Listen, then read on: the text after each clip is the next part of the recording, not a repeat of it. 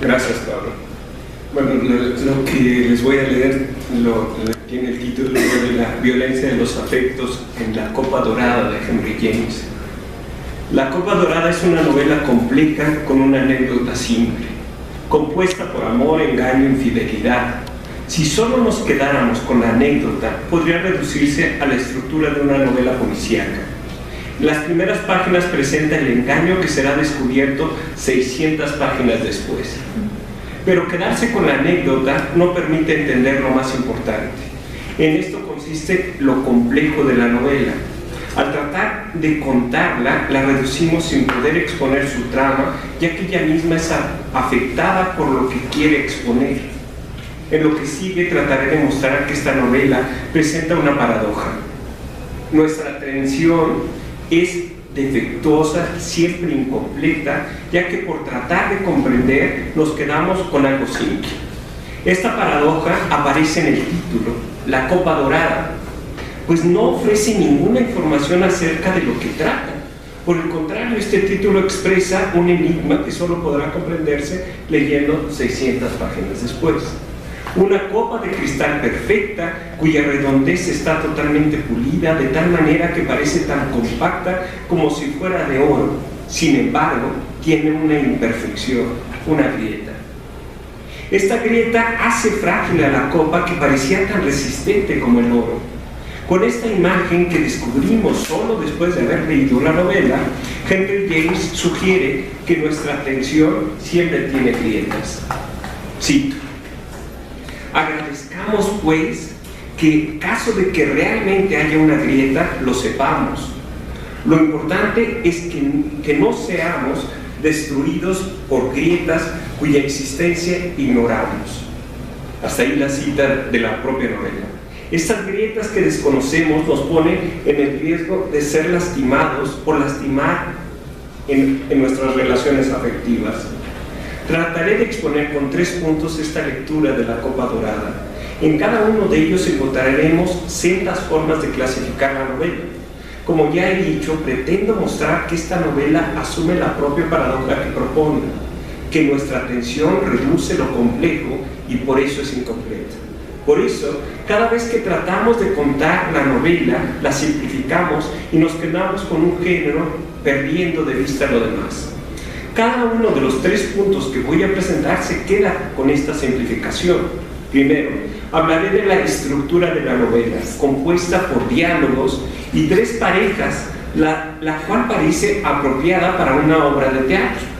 En segundo lugar, presentaré el desarrollo de uno de los personajes. Esta aparece como un aprendizaje moral, lo cual permitiría pensar en una novela de formación. Por último, mostraré la violencia en las relaciones amorosas, lo cual podría clasificarse como drama. 3 géneros literarios con los que el lector se queda tratando de comprender la novela. La mayor parte de la novela se desarrolla en diálogos. Cada uno de ellos está limitado por aquello que ignora. Por supuesto, el momento en que se lleva a cabo cada conversación impide que los participantes conozcan lo que vendrá. Pero James delimita todavía más esta ignorancia a las pretensiones que tiene cada uno de los participantes. Cada uno de ellos desconoce el interés del otro y atender a su propio interés impide conocer el del otro. Las conversaciones se llevan a cabo enfrentando 2 intereses que deben mantenerse en secreto. Veamos un ejemplo. Una de las parejas de la novela acaba de salir de la tienda donde encontraron la Copa Dorada. La conversación parece tener por tema la capacidad para darse cuenta del defecto de la copa. Cito: espero que habrá averiguado a su satisfacción antes de salir de la tienda cuál era el defecto de la copa. Pues no es así. No me he enterado de nada, salvo de que cuando más la miraba, más me gustaba, y de que si usted no fuera tan inflexible, me hubiera proporcionado el placer de ofrecérsela. ¿Lo dice con toda seriedad o animada por el deseo de hacerme caer en una trampa? Hasta ahí la cita. ¿Una trampa? De una manera sorpresiva, sin que encontremos un motivo aparente, surge la sospecha de que le quieren hacer daño. Quien escucha esta declaración no ve el defecto de la copa y quisiera regalársela. Sospecha que le quieren hacer daño, pero es una copa, quizás defectuosa. ¿De dónde surge la sospecha de que le quieren hacer daño? Además, se ha declarado que quien quiere hacer el regalo no advirtió el defecto. ¿Por qué pensar que hay algo detrás de esta inocente declaración? La incapacidad de darse cuenta del defecto ha pasado a ser posible agresión. Hasta un acto generoso como dar un regalo podría ser una agresión, porque somos incapaces de descubrir el defecto de lo que se regala. Por eso, habría que estar atentos de toda posible agresión. En lo que dice una persona podría haber una agresión. En este caso declara pretender hacer un regalo y podría estar planeando una trampa. Quien habla siempre está bajo sospecha, siempre podría ser deshonesto, estar planeando una trampa. Los diálogos en la novela parecen partidas de ajedrez. Cada participación es sesgada, tratando de conseguir su propósito, y en esa medida la conversación solo avanza con la imposición de uno de los participantes. Cada participación es incierta, no podemos preverla, porque los participantes desconocen las intenciones del otro. Se pone atención al interés propio y así se avanza en el diálogo. Cada participación en la conversación es contingente, limitada por nuestra ignorancia. Así, también los personajes son incapaces de percatarse de lo que ocurre en sus relaciones. En la novela aparecen 3 parejas. Cada una ignora lo que ocurre en su relación. 2 de ellas tienen vínculos afectivos entre los 4. Un padre y una hija cuyos respectivos cónyuges han sido amantes antes de contraer matrimonio y lo serán después. Todos estos vínculos implican tantos afectos que las parejas son ciegas al otro. Aquí también lo más inmediato los hace ciegos al defecto, a la posible agresión. La tercera pareja, la señora y el coronel Assingham, constituye la única forma de saber lo que ocurre en las otras 2.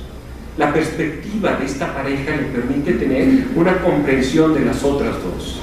Aunque existe una amistad de esta pareja con las otras 2, no le impide entenderlas. Esta pareja tiene una distancia que permite un sesgo en la atención que pone en las otras. Este sesgo no es otra cosa que chismear de aquellas. James dice en el prólogo que escribió años después de la aparición de la novela: entre los muchos asuntos que se ponen de relieve al retornar el contacto con la copa dorada, tal vez el que más me llame la atención sea mi persistente e inveterada costumbre de presentar la acción desde una perspectiva indirecta y oblicua, a no ser que me decida a calificar esta forma de tratamiento, al margen de cualquier apariencia superficial, como la forma más directa y rigurosa posible. Hasta ahí la cita. No existe forma más clara de poder atender que la indirecta y oblicua. Esta es la forma propia de la atención. Así que esta es la posición privilegiada para entender qué es lo que pasa con las otras parejas. La opacidad epistemológica depende de la perspectiva. Mientras más inmediata, más oscura. La distancia afectiva que tiene esta tercera pareja le permite atender de forma sesgada a lo que ocurre en aquellas.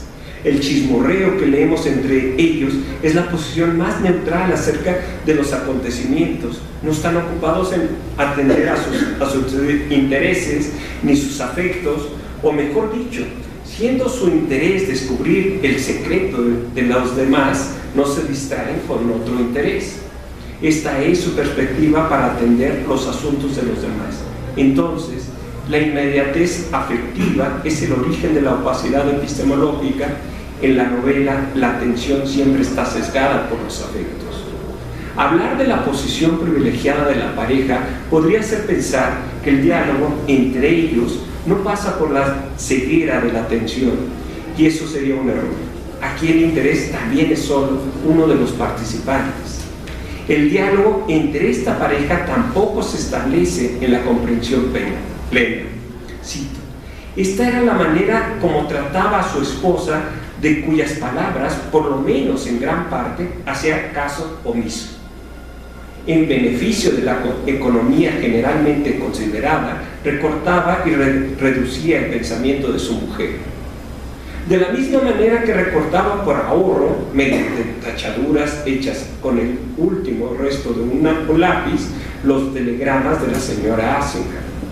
Entre cuántas realidades había en el mundo, para él la menos misteriosa era la administración de su casa, que llevaba quizá con excesiva atención y con cumplido ejemplo del arte de efectuar recortes. Y volviendo al tema que nos ocupa, este era precisamente el proceso que el coronel hubiera aplicado de buena gana a los pareceres de la señora Assingham acerca del problema que tenían ellos. Hasta ahí la cita. La atención se ahorra complejidad. La atención simplifica y comprende de manera incompleta, siempre en un juego de intereses y de manera sesgada. La atención procede de manera económica.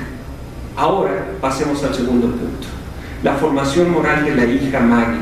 Ella aparece con una inocencia afectiva que le impide aprender la lección que le ofrecen los acontecimientos. Maggie aspira a la perfección moral.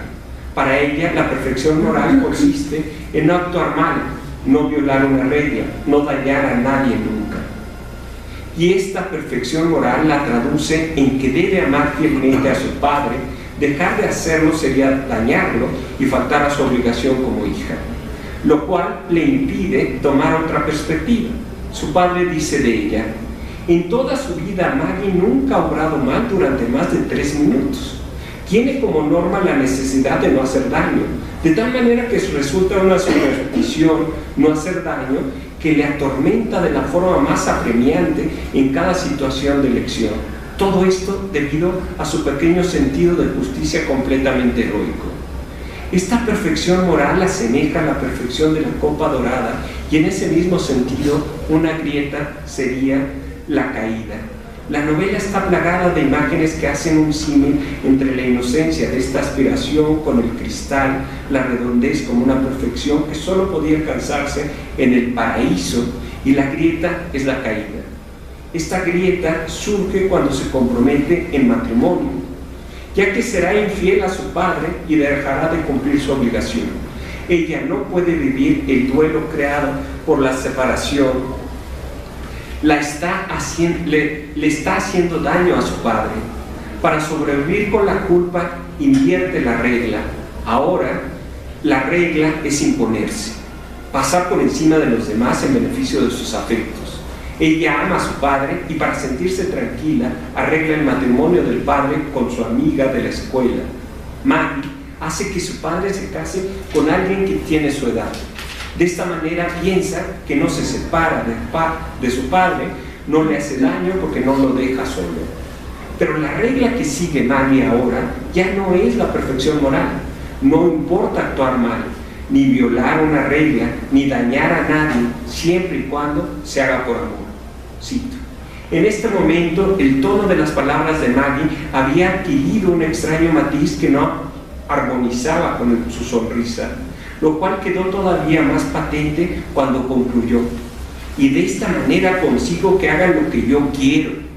Estas palabras impresionaron a la señora Assingham, quien se levantó con su lentitud tal que desde el inicio hasta el término del movimiento reveló lo mucho que se había ampliado su comprensión del asunto. La señora dijo: hija mía, es usted pasmosa. ¿Pasmosa? ¿Es usted terrible, meditativa? Maggie negó con la cabeza: no, no soy terrible. Y usted tampoco piensa que lo soy. Sin duda alguna, le causo la impresión de ser sorprendente. Pero sorprendente por mi mansedumbre. ¿No lo ve? Soy mansa. Lo tolero todo.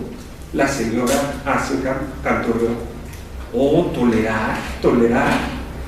La princesa dijo: por amor. Fanny dudó: ¿a su padre? Maggie repitió: por amor. Su amiga seguía intrigada: a su marido. Una vez más Maggie dijo: por amor. Hasta ahí. Maggie rehúye el dolor de la culpa moral que causa la separación y así descubre que en todo conflicto de amor está permitido imponerse. Maggie ha pasado de la inocencia del paraíso al reconocimiento de la caída. Sin embargo, sigue resolviendo la situación de una manera simple, con una dicotomía entre las dos reglas, la perfección moral o la estrategia. Esta dicotomía surge de reconocer la grieta, no puede atender a todo, por eso pasa de la inocencia a la caída. No aceptar la culpa, pretendiendo ser perfecta, la empuja a imponerse. Tratando de evitar la culpa justifica la regla de la estrategia. Solo hay dicotomía, perfección e imperfección. En la simplificación de la regla lleva a cabo un recorte. En el caso de la perfección moral no toma en cuenta los casos particulares. En el caso de la categoría, en el caso de la estrategia no toma en cuenta a la persona en particular. En los dos casos tenemos una falta de atención, o mejor dicho, la atención incompleta. Pasemos al último punto. Revisemos la violencia entre las dos parejas con vínculos múltiples. La novela revela una forma de violencia entre cada uno de los vínculos. Un príncipe italiano, Amerigo, ha mantenido una relación amorosa con una norteamericana, Charlotte. Entre ellos se da la primera relación violenta. El príncipe rechaza casarse con Charlotte porque ella no tiene dinero y él necesita casarse con alguien que lo tenga, porque no tiene forma de mantenerlo. Para seguir manteniendo su nivel de vida necesita una mujer con dinero y Charlotte no lo tiene. James contrasta la cultura entre los europeos y los norteamericanos. De alguna manera los americanos mantienen esa inocencia que vimos en Maggie, esa inocencia propia del paraíso, pues no casualmente el padre de Maggie se llama Adán. Una inocencia que cree que puede evitar dañar a los otros. En cambio los europeos tienen conciencia de la caída. El príncipe sabe que lastima, pero decide de forma sesgada y podría pensar que en beneficio de los dos, los europeos viven en la realidad, no en el paraíso. Asumen la culpa de dañar a los demás, pues no puede ser de otra forma. Su atención incompleta no permite cumplir con la regla de la perfección. Como ya había dicho, la novela comienza con un engaño. Este es el siguiente acto de violencia que encontramos. La pareja de amantes guarda en secreto su relación y el príncipe se casa con Maggie. Charlotte y Maggie iban a la misma escuela, desde entonces son amigas, pero Charlotte no le cuenta nada de su relación con el príncipe. Por el contrario, guardar el secreto permite que Charlotte y el príncipe sigan manteniendo su relación y más tarde vuelvan a ser amantes. Guardar el secreto es una estrategia para aprovecharse de Maggie. Charlotte engaña a Maggie y el príncipe se aprovecha de su dinero y le es infiel. La violencia se extiende a cada uno de los vínculos afectivos. Charlotte se casa con el papá de Maggie, Adán. Charlotte se aprovecha del dinero de Adán. Adán, como coleccionista de arte, solo adquiere a Charlotte como una de sus piezas de colección. Maggie arregló el matrimonio entre su papá y Charlotte para no sentir culpa por haber abandonado a su papá. Y cuando Maggie se entera de la infidelidad entre Charlotte y el príncipe, se encarga de que su papá se lleve a Charlotte a Estados Unidos. Todos sufren la violencia de sus afectos para conseguir lo que quieren, hacen sufrir a los demás. Cada uno de ellos, Maggie dice, si Charlotte no me conoce, esto se debe a que yo se lo he impedido. He preferido engañarla y mentirle. Maggie ha dejado de ser inocente, se ha caído del paraíso. Ahora sabe que la atención es imperfecta y que en esa medida el presente es desconocido. Solo el pasado revela parte de aquello que desconocemos en el presente. El pasado ofrece la distancia para sesgar nuestra atención de una manera distinta a la que nos obliga el presente. Ella descubre la infidelidad porque encuentra la copa dorada que en el pasado, cuando eran amantes Charlotte y el príncipe, habían encontrado en una tienda. Ella casualmente entra en la misma tienda en la que habían estado ellos. Casualmente, el vendedor advierte que es esposa del príncipe y le cuenta que el príncipe estuvo en la tienda con Charlotte hace años. Ella se entera con eso de que se conocieron y sin más evidencia presupone la infidelidad. En este caso, la atención incompleta solo tiene la sospecha, pero sesgada por el pasado, da con el blanco. Sí, la engañaron. Comencé diciendo que La Copa Dorada es una novela compleja con una anécdota simple. He tratado de mostrar que James se ha encargado de que este sea el comentario que hagamos de ella. No podría ser de otra forma. Nuestra atención simplifica y siempre es incompleta. El lector solo puede quedarse con una serie de comentarios que simplifican la novela. Los personajes tienen una comprensión parcial. Existen dos concepciones que no se logran comunicar: el paraíso y la caída. La concepción del paraíso es la que asume el príncipe. El personaje europeo, parece saber que tiene un defecto y todos lo tienen, lo cual lo hace vivir desilusionado. No puede creer que alguien pueda actuar de buena fe. Él solo vive evitando, nunca le confiesa a Maggie haberle engañado. Mientras que la posición norteamericana, representada principalmente por Maggie en la primera parte de la novela, es la concepción del paraíso que solo cree en la buena fe. Esta posición no advierte el defecto. Dicotomías que se encuentran, tienen vínculos, pero no entienden, se aman, pero no pueden evitar hacerse daño. James asume el problema. La atención siempre es incompleta porque simplifica y la expone como centro de su novela. No ofrece una solución porque no cree que lo haya o porque hacerlo sería otra vez simplificar. Gracias.